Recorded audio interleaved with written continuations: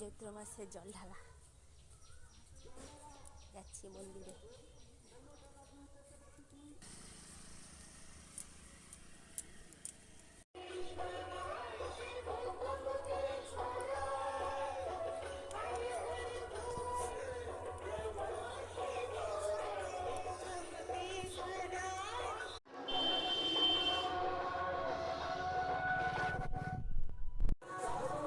মন্দিরের কাছে চলে আসছি।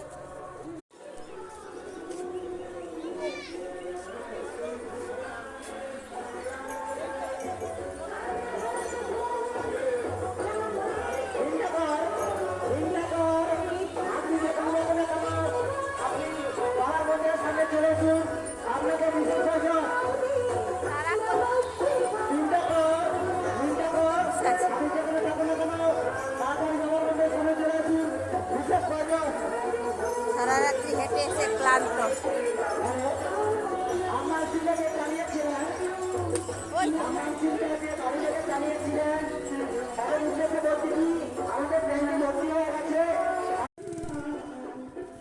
মন্দিরের কাছে চলে আসছি, এবারে জল ঢালা হবে।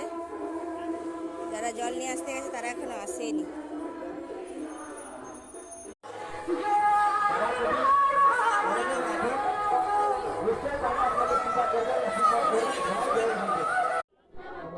পূজা কমিটির পক্ষ থেকে গ্রামবাসীর পক্ষ থেকে সব ভক্তবৃন্দের জন্য সর্বত এবং খাওয়ানোর ব্যবস্থা রয়েছে।